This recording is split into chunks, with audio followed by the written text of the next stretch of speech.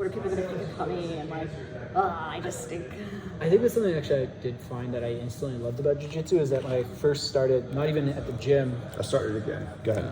I was just gonna say, like, I started with a coworker of mine introduced it to me, and then another coworker, a third coworker of ours, who was like actually like 5'1" and like could not be on more than 120 pounds. And like she and I were good friends, and I was like, all right, yeah, bring it, come on. She got me in like, you know, a triangle instantly, and I was like immediately. Like this is the blue belt girl? No, this is someone else actually who's okay. not even white. I think it's a white belt, but she moved to. This is when you first started. Yeah. Okay. I wasn't even at the gym yet. It was just me and a couple friends in a field, soccer field, doing it. And but I think the thing I loved was that it taught me very quickly to not judge a book by its cover. Because like if I'm doing no-gi, like everyone's a black belt in my mind. Yeah. You just have to be polite. Yeah, no, like I was rolling with someone like Lance and Darren last night, who I guess are white belts, but they joined a couple months ago, but I'd never seen them, and I was like, hey, you guys, like, am I going to get my ass kicked? Am I going to be like, I think for me, like, that's what I really do love is that, again, like, you can't look at anyone and go like, oh, I could totally take you because you don't know. You know? You do not. Yeah. Like Andy's like taller than me and way heavier, and then you're the one who's like showing us how to choke each other out, and he's, you know, you're like, oh. So yeah, I mean, I don't know. I think that's what's great about jiu-jitsu for me. Yeah. Not to take your spot. No, my God. No, like, no, for sure. like you're just saying about like girls, you know, getting started, and it's just like. You just don't have to have any expectations of yourself because, like, what can you possibly hope for? Like, you're not gonna come in and like beat all these like 200-pound guys. So you come in and you're just like, I'm gonna give it my best shot and hopefully learn something and get a workout, and you know your skill develops. But at first, you just don't have any concern for potential like embarrassment or, you know, what is this going to look like, or what if somebody's watching me like get beat up, because of course you're going to get smashed forever. Put that on the website. You're going to get smashed forever. But that benefits. Getting smashed forever. I mean, it is. I mean, there's so many people that are just not humble. You know, they're just not. They don't have that level of humility that comes from jiu-jitsu. But then I think like the rewarding aspect, especially about, you know, being a girl in jiu-jitsu, is that once you do put some skill together, you really can actually, in fact, like defend yourself, and you can tell it's for real because like you see the look on guys' faces, and you know they're not, you know, giving it away, and like you can feel somebody you know slap again and be like, okay, this time no more Mr. Nice Guy.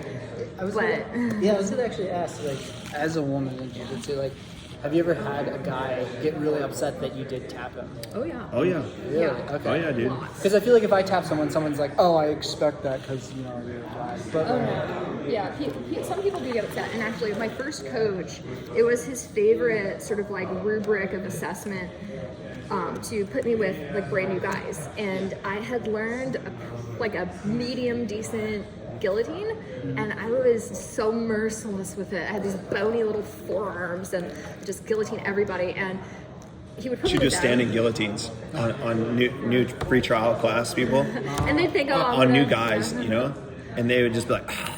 And they'd either sign up like immediately because they'd be like, oh, I have to learn this, or they would get pissed off and leave and never come back. I was gonna say, I could see that being kind of a binary thing of like, shit, okay, I gotta learn to do this because then I can beat her. Or kind of being like, this was so embarrassing I can't even show my face anymore. Exactly. Yeah. And it was Interesting. one or the other. Yeah, it was. And sometimes they're like, wow, if this tiny girl can do this to me, then I have to learn this. This is amazing. Yeah. It is kind of like some secrets of the pyramid stuff. You know, it's simple physics like learning how to use leverage, fulcrums, and wedges. You know what I mean? And just understanding how to the anatomy, and it's really cool. Chris's first night ever. I mean, like, I think I was super nice, but he's traumatized. He was totally traumatized. So his first night ever, the class is over. He literally like crawls off the mat, like head down, crawls over to his bag. And I'm like walking over there and I'm like, hey buddy, so did you have a good time? And he like can't even look up. And I see him fumbling for something. I couldn't tell what it was. And he was just like, I do this. And I was like, okay, all right, let's get you going. It was funny. It was a fun It was the memory. easiest sign up of all time. He just came off the mat and he goes, "Here's my card. He's like, take my money. Take my money." I think that's like, yeah, I could see that being a nice sales tactic though, in terms of just like, shit, okay, I want to be better at this, you know? Yeah.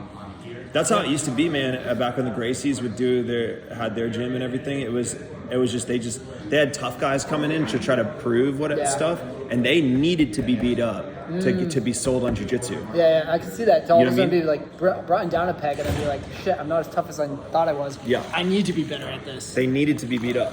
That was the Gracie way, dude. They had tough guys coming through there all the time, just like, and those guys were going to different gyms, like or dojos, karate, taekwondo, hapkido, all that, and they would go into their gym and set up a fight with the instructor in front of all their students, and then the guy would get taken down to the ground, and then they would just be slapping him in the head. Have you seen these videos? No, but I'll look it up though. Look up Gracie Jiu Jitsu versus karate. Gracie Jiu Jitsu versus all these different things. Just look up versus, Right. and you'll see these old. They're called the Gracie. Whatever. It's like a Gracie. The old Gracie fights where they just would go around to different people's gyms. The Gracie beatdowns. See you, Mark. Yeah, and they're with grainy video or whatever, but basically you would see them slap the dude in the head in front of all his students and then choke him out, make him tap out, and the guy would never accept the reality of that situation, so he'd be like, let's go again. Let's go again. And then you have, I think it's Horion Gracie narrating it, which is like, he's like an uncle of the guys. And he's narrating it. He's like, the man in the colorful shorts, you can tell he doesn't know Gracie's self-defense jiu-jitsu because of the way he's trying to escape, Dude, you gotta check it out. Yeah, I will. Check that out. I like this idea of saying just foolish Dude, that's child. how jiu-jitsu, I mean, there's an honor and a respect and tradition that comes from, the traditional martial arts like judo, but there's a very, there's a story of no holds bars fights coming from jiu-jitsu that made it popular. I gotta take care of the babies. All right, see you. I'll see you at home. That made it popular, and that's kind of what made jiu-jitsu really popular is the Gracies going into different gyms and beating up all the instructors, and starting the UFC too. Yes, I will. I think something I really do like about jiu-jitsu is it is that mutual respect, and when you come into the mat and when you come off, and I think that actually over the past couple of months, initially I thought that was just kind of like, okay, yeah, we're paying respect to each other, yep, cool, and then actually, for me at least, it's become more about realizing we're a team, and that means improving together. And again, Thank you. That goes to Thank you, man. That goes to this idea of like when I don't tap out, when I make a bad move, when I fail, There's a support. there's a support there, and it's Yeah. not someone standing there going like, beat you. Like it's someone being like, that was a great roll. Yeah, and like the kids do that to each other. I have that in kids class, and I correct that behavior right away. I'm like, dude, that's a teammate. So I was just talking about that with someone actually before class, because you guys were playing a game, and I could see one kid getting upset, and it was a little like, I feel like, oh man, I'm kind of glad we're past that point, at least for me, like where it is a lot less about beating someone means everything. Because like for me, again, like I can walk away from a roll, like most of the times when I'm walking away from a roll being like, that's great, it's after I lost, but sometimes it's because I put up a good defense, because I saw they doing such cool moves. Like I love rolling with Trevor because he always pulls out really cool things for me to learn he's from. fun. Yeah, and so I'm always like, again, setting aside all like competitiveness, the only person I need to compete with is myself, and that is, again, just accepting that I'm going to lose and making progress through that, like those feelings of failure. And like, yeah, again, I think that's what I love about this mutual respect we all show, is because it helps me progress so much faster, because no one expects me to be the best, but everyone expects me to just keep trying. Man, jiu-jitsu is becoming so much more popular, and it's what's up? See you, Trevor. Speak of the yeah, we're doing a podcast. So yeah, basically, jiu-jitsu is becoming, very much. It's trending towards focusing on the individual, because the competitions used to be, the mundials, like it was the worlds where you had these massive teams. It was Gracie Baja Alliance, Checkmat and Gracie Humaitai, and you had these massive teams, and it was like everybody would show up and wear the shirt, and it'd be all the red shirts, all the gray shirts, the black shirts. It was like, oh, and you had Lloyd Irvin in the mix, and dude, it was teams, man. Yeah. And Alliance, of course, one of the biggest teams. So it was teams, and you had a very like team vibe, and then the culture was like, yo, this is like where you started. There was an honor. I remember when I was a white belt, there was an honor in who gave you your blue belt, who gave you your purple belt. There, this is like, oh, my instructor so and so gave me this belt. There was an honor to it. It's becoming a lot more like trendy to be like individualized. Where even the tournaments today are, they're very much about like putting, which it's good. It's helping grow the sport, but we might be losing some of that team aspect because the tournaments themselves are really highlighting the characters, almost like UFC. I see. Yeah. Or like almost like WWE. You know what I mean? Where it's like you have your team, you train with your team, but the individual is the glorified. They get spotlighted. Yeah. So it's very interesting what's happening. I came from baseball, so my exposure was like you show up as a team, you practice as a team, you play as a team. So and you wear the jersey and on all this. And I'm not against cross training. Yeah. I'm really not. But I'm really interested in just like the camaraderie aspect of like growing together, helping each other, the community aspect. That's a big thing for me. I think in many ways that's why we started a school, is because I wanted that sense of community, and I wanted to be able to give back. And I knew that jiu-jitsu was like one of the best ways. For personal development, I felt like there was no better vehicle that I'd ever found. So the team aspect, super important. I always try to promote that. But people feel differently. Today it's becoming a lot more transactional. People feel like they're a client, and give me the jiu-jitsu, I give you the money. And as instructors, we don't actually feel that way. Of course, students, grow the business and whatever, blah, blah, blah. But we really do put our whole heart and soul into the progress of each student, and we build that relationship. And when we promote people, it's a lot based on, our endorsement. And it's like we're proud of that individual. We've worked on that individual. Sometimes we stay late and we answer questions. We stay at open mat and answer questions. Like we're really like crafting their personal game. So it's more to us than just a monthly, charge on a card. It definitely. I never thought of it this way. Is jiu-jitsu an individual sport or a team sport? I guess it does follow in that middle there. If you want to go fast, go alone, but if you want to go far, go together, sort of thing. Because I guess for me, like I do. That's pretty cool. Yeah, well, I guess it is hard because again, like it is a personal journey, but I guess we're all in that kind of thing together where we all have to work together. I find that, a lot of times I learn the most is from my classmates, but that's because they're taking the time to teach me, to explain things to me. And so I always really appreciate that. And that's where it does feel like a team sport rather than I'm the one asking the questions and I'm the only one getting the answers because everyone else, it doesn't matter about them. Yeah. I do feel like, when I help someone else, it helps me in return better understand the concepts, but it makes them a better for someone to roll with. And again, I think it just goes to that big team trust spirit. element. Yeah. And I think I think it also is what makes it fun though, because it takes away this hyper competitiveness and it makes it much more like I can roll with someone still.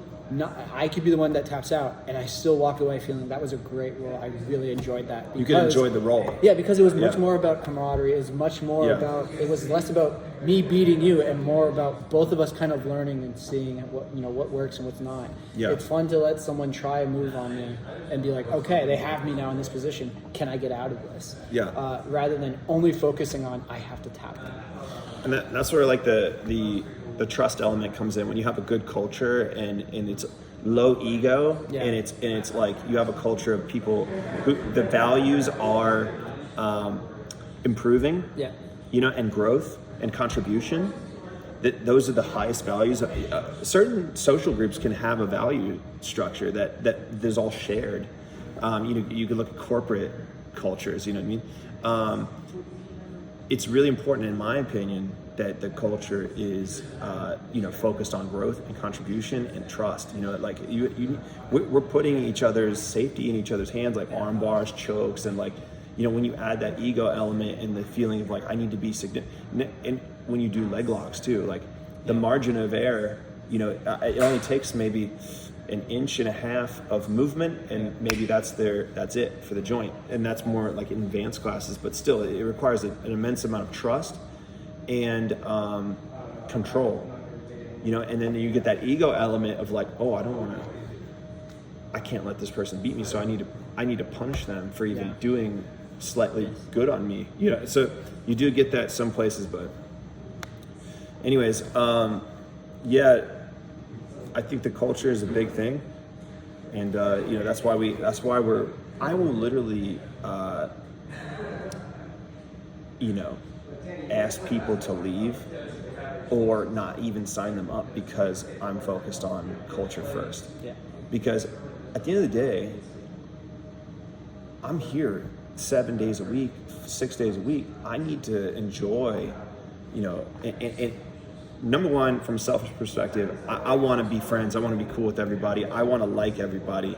And when we get a stinker, it comes through, it really sours. It sours it, and then it sours it for other people. Yeah. But what I'm finding now is that the culture is so, good in a way that those people that just don't fit, they feel out of place. They end up leaving anyway. Yeah. You know what I mean? So no, it's fair. I think if you kind of build this idea of community and there's someone who comes in who's like, no, I'm an individual, I'm outside of this, they're not going to have a good time. It's not going to be easy for them to blend in because they're so focused on themselves. And if, and again, I think you guys have done a really good job of building this kind of team community and not just everyone's focused. When I'm rolling with someone who's new, or if I'm training actually with someone else, I remember the other day I needed help trying to understand something. Professor Tammy was talking to someone else, so I was like, shit. So I went to a blue belt, Adam, and was like, hey, I need 2 seconds of your time. And I felt absolutely no embarrassment about asking for help because Adam helped you out, right? Yeah. And it's because he's a good guy and because he understands, the plight. he's like, yeah, no, I mean, I'm sure he's been there and everything. And so for me, at least, it's kind of important to provide that same level of if when I'm rolling with someone new and they're always like, I'm sorry, I'm still, and I'm like, you don't have to apologize. I'm so sorry. Yeah, because I still apologize to people. I'm like, I'm sorry, I'm not as good as you. I'm not that much of a challenge. And they're always like, no. And then the moment I'm on the receiving end of someone else's apology, I'm like, no, it's totally unnecessary, dude. It's fine. It wasn't you. You weren't even thinking about that. Yeah, I wasn't even thinking about it. I was just like, oh, that's a good thing you just brought up. Is like people will apologize. Yeah. For see you, Guru. Thanks, buddy. See you, mate. Yeah, sorry. So people will say like, oh, I'm sorry, I'm not more of a challenge. I'll be more of a challenge next time. See, Mike. I'll be more of a challenge next time. And I'm like, not to sound whatever, but they can't be a challenge next time. If the differential between the skills is so great, they're a white belt and I'm black belt training 14 years, whatever. Yeah. There ain't gonna be, it's not gonna be competitive like in a major sense, for a while. So the best thing they can do is just focus on having fun and just learn from the role and ask really good questions. Like, don't ask broad sense questions like how do I pass your guard, because you're not gonna pass my guard. Like you how do I stop you from passing? Like try to get more specific with your question. Like can you show me a way to defend the Toriando pass or defend a knee cut? Like what should I be doing when I defend a knee cut? when you get more specific with your question asking, then somebody can help you better. Then it almost comes off a little bit, I mean, they don't mean it that way. It almost comes off a little bit like, you know, I don't want to be negative, but it's almost a little delusional. You know, it's like, how do I pass your guard? Well, it just shows me there's a disconnect between understanding the actual gap and how much they would need to train and know about just to be able to accomplish what you're saying.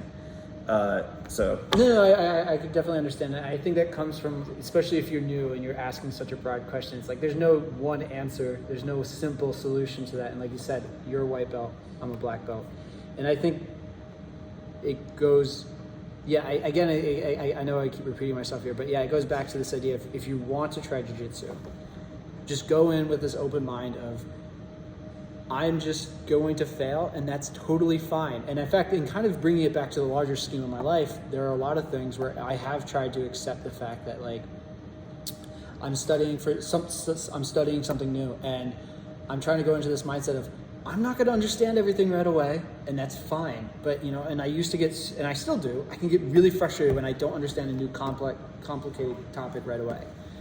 Same thing here.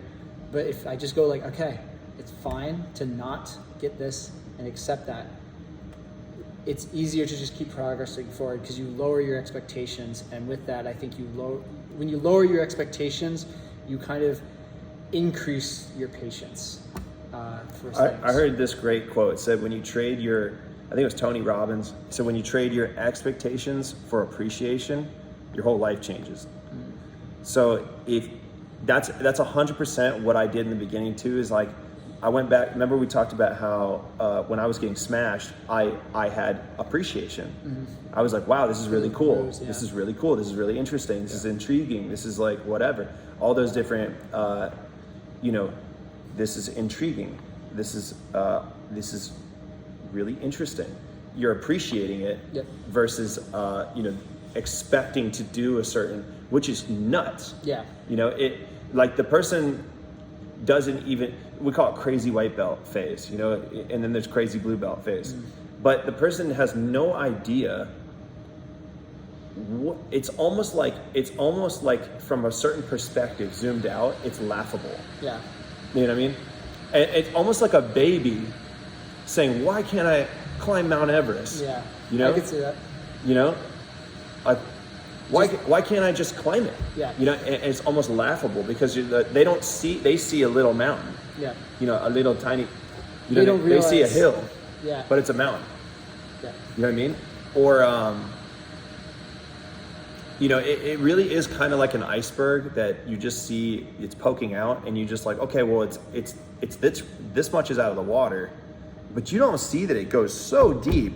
And man, like to speak humbly here, there's the logo right there, Lucas Lepre. Our instructor, our professor is Lucas Lepre.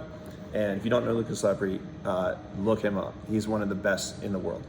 But when I roll with him, I get treated like a white belt, like a child, like a little child. And it's easy for him. And then I could have that mindset of like, sorry I wasn't a challenge for you, or sorry I wasn't more, I didn't give you a good look or whatever. I'm not gonna give him a good look. You know, I need to just appreciate the opportunity, try to learn from it, and it's a huge opportunity, and it's fun. Yeah. At the end of the day, getting your butt kicked in a skillful way is fun. It's almost like, I don't want to speak like a loser, like losing is fun. Yeah. But like, it's fascinating. That's the word. I think like that mindset is always one of the biggest challenges, not just in jiu-jitsu in life, but yeah, trying to understand that like failing or losing is only really failing when you don't learn anything. When you don't learn. And I think when you have this idea that if I didn't tap you, it means I failed. And if I failed, I didn't do anything, I didn't succeed. And it's like, no, I will, like right now I'm still in this period of I'm getting tapped a lot, I'm tapping out a lot, but it's mainly because I'm learning what not to do. And those have become steadily a little less and less, where I'm like, oh, maybe I shouldn't stick my neck out this way. Yeah. Or I shouldn't leave my arm hanging out for them to like do an arm lock, but like an arm bar. And so like, yeah, I think, kind of going back to your example with like the Mount Everest thing, is that I think a lot of people think this is a pure physical sport, and then they don't realize that mental grit and behind it, and that, you know, once you kind of accept that this is going to be mentally hard, because you do have to show up every day, because you have to remain humble, once you underappreciate that and that challenge, it becomes easier. Dude, so I was, this reminds me, I was gonna do these, you know, the old like wax stamps, you know, that, you know, you do on letters and stuff. Well, recently I had a project where, you know, I was doing the promotional cards and I had to do these wax stamps, you know, that have a double Phoenix logo on it. And those things are so hard to get correct. I don't know if you ever tried one. I've tried it once. My dad has one of them for like our family logo. And dude, to get them to look nice, there's like, you have to make sure that the temperature of the wax is correct. Like it can't be too hot, it can't be too cold. If it's too cold, it'll dry too fast. If it's too hot, maybe have too many bubbles in it. And then when you press it, it has to be even. And if you are slightly off, once the wax will push to one side. Dude, failing at that is so frustrating. And then you're like, you mess up the project and you're like, there's a feeling of waste. You know, like, I've wasted this paper, I've wasted this go at it. With jiu-jitsu, almost like you feel like you've wasted your time and your you know what I mean? But you're learning one way not to do something. You know what I mean? And you're getting that experience. You just have to chill and be like, you know, it's fine. I'm learning one way not to do it, you know? And I'm gaining that nuanced experience. You just have to have the confidence that you're getting better and that it's gonna be okay. It's not a waste. No, I agree actually. I think like, you know, if you're trying to wax paper, if you're trying anything for the first time, you can't expect to achieve it as success. Like it's fine, like that's how life works, you know. And I think you're right. I mean, like you shouldn't expect to come in here and be a black belt immediately, because you're never wasting time. Like there are times where I can look back and be like, oh God, I struggled so much and I wasted that time. But it's like I needed to waste that time. I need to waste those resources for me to be here. Like there was no way for me to just get here immediately. This isn't the Matrix. I can't just code it in. All right, dude. I really appreciate it. Thank you so much, man. Part 2. We're gonna do a part 2 someday. All right, cool, man. All right, dude. Later, guys.